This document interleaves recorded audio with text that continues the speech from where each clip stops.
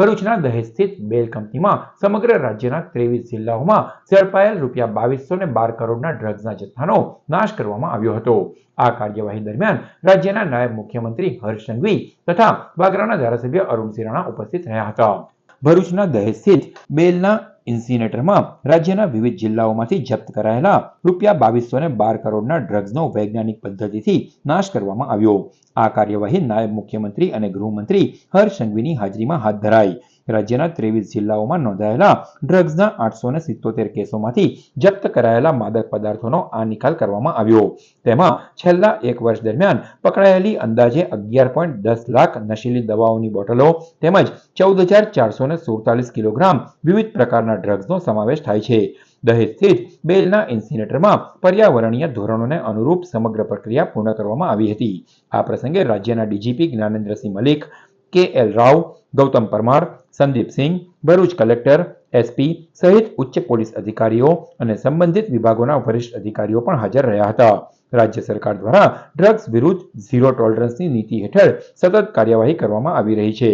આ પગલું ડ્રગ્સના નેટવર્ક સામેની કાર્યવાહીમાં વધુ એક મહત્વપૂર્ણ કડી તરીકે જોવામાં આવી રહ્યું છે।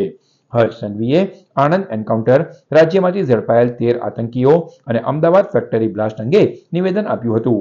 ગુજરાતમાં ડ્રગ્સ પકડવા સાથે આરોપીઓને સજા આપવાનો દર પણ 65% હોવાનું હર્ષ સંઘવીએ કહ્યું હતું। ગૃહમંત્રીએ આ તબક્કે રાજ્યના 278 પોલીસ અધિકારીઓને ₹60 લાખના ઇનામના ચેક આપી સન્માનિત કર્યા હતા। તેઓએ ગુજરાત પોલીસને અભિનંદન આપી સમાજ વતી અંતે પોલીસનો આભાર વ્યક્ત કર્યો હતો। આજે ગુજરાત પોલીસ દ્વારા 2212 કરોડ રૂપિયાના કિંમતનો ડ્રગ્સનો ખાત્મો કરવામાં આવ્યો છે। ડ્રગ્સ સામે ચાલી રહી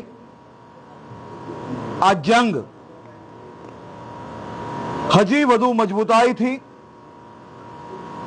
ગુજરાતના ખૂણે ખૂણે પહોંચે તે દિશામાં ગુજરાત પોલીસની કામગીરી ચાલી રહી છે।